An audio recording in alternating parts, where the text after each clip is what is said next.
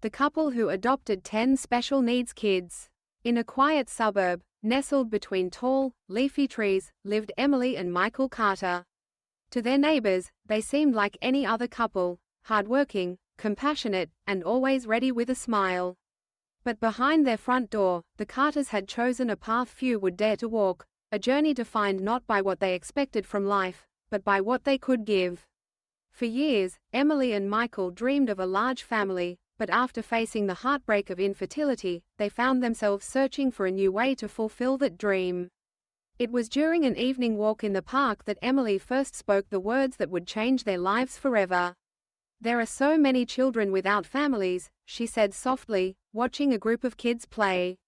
"What if we became their family?" The decision to adopt was not made lightly. The couple spent months researching, speaking with social workers, and preparing their home.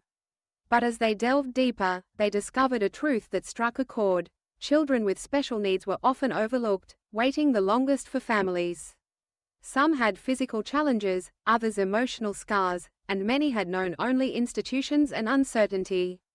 Emily and Michael knew then that their purpose was clear. Their first adoption was a little boy named Sam, born with spina bifida. He was shy and withdrawn, uncertain how to trust. But day by day, the Carters wrapped him in love, patience, and unwavering support.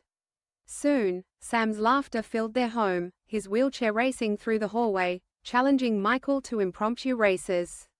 One child became 2, then 3. Each had a unique story, a different need. Mia, who was deaf, taught the family sign language and a new way to listen. David, living with Down syndrome, revealed the boundless power of joy. Lily, who had survived a traumatic past, showed them the courage it takes to heal. As the years passed, the Carters family grew to 10 children, each with special needs.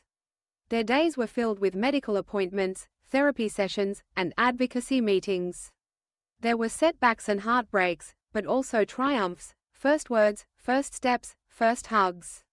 The house was always bustling, sometimes chaotic, but always alive with hope.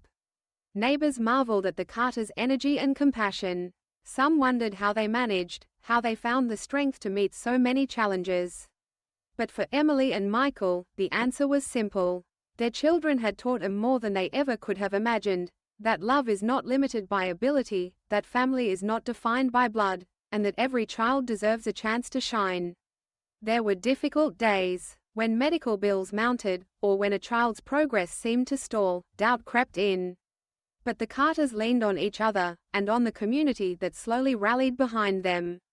Friends organized fundraisers, local businesses donated supplies, and volunteers stepped in to help with tutoring and care. The Carters' story began to spread, inspiring others to consider adoption, to open their hearts to children in need. Years later, as the family gathered for a holiday meal, Emily looked around the crowded table. There were scars and laughter lines, wheelchairs and hearing aids, but above all, there was love, a tapestry woven from loss and found family. She realized their journey had not only given her and Michael the family they dreamed of, but had also changed the hearts of all who knew them. The Carters' story is not about heroism or sacrifice. It is about seeing the unseen, loving without limits, and believing that every life, no matter how challenging, holds immeasurable worth. Their greatest lesson is simple yet profound. When you choose love, especially when it's hard, you change the world, one child at a time.